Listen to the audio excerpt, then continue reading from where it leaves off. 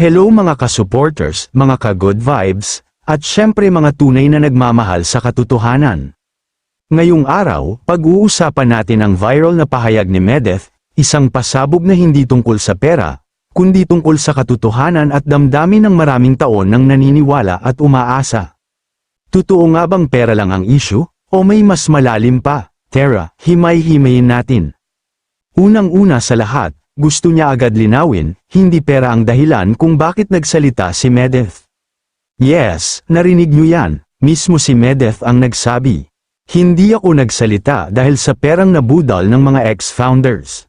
Ang dahilan, dahil sa panlolokong hindi lang basta scam sa pera, kundi scam sa emosyon. Matagal nang tapos ang love team na Medeth, pero alam ng mga ex-founders ito, yes, kayo mismo. Alam nyo na wala na ang tambalang yun, pero pinilit nyo pa ring ipaniwala sa mga senior fans na buhay pa ang love team. Bakit kamo? Para sa clout, sa views, sa donations? Hindi natin sigurado, pero isang bagay ang malinaw. Pinasa ninyo ang sakit, at ang mas masakit dito, ang naloko nyo, mga matatanda, mga seniors na tapat na sumuporta, nagbigay, at umasa. Hindi lang basta fans, kundi halos pamilya na ang turing kay Medeth. Ginamit nyo ang feelings nila para sa isang love team na matagal nang wala. Masakit. Iyan ang salitang ginamit ni Medeth, hindi siya galit, kundi nasasaktan at nalulungkot para sa mga naskam at naloko na mga mommies.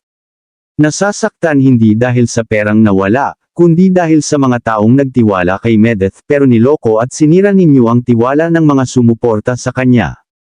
Hindi niya kayang manahimik habang nakikita niyang umaasa pa rin ang mga senior fans sa isang bagay na hindi na totoo.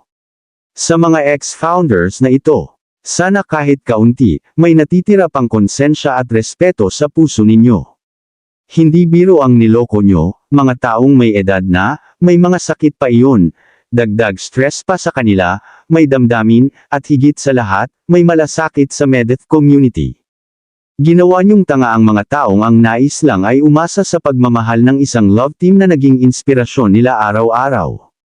Kaya sa mga nanonood ngayon, tandaan natin, hindi lahat ng issue ay tungkol sa pera. Minsan, mas masakit pa ang panloloko sa puso kaysa sa pataka. Respeto, katotohanan, at malasakit yan ang hinihingi ng bawat fan. At sa mga nananahimik pa, baka panahon na rin para magsalita kayo, hindi dahil sa drama, kundi dahil sa totoo. #JusticeForMotions, #hindi lang pera, #JamDithTruth. Hanggang dito na lang muna mga ka-truth, mag-ingat tayong lahat. At laging tandaan, ang pagmamahal ay hindi dapat ginagamit sa panloloko. Like, share, and comment your thoughts below. And don't forget to subscribe and hit the notification bell for more interesting topics. Hanggang sa susunod, peace and truth out.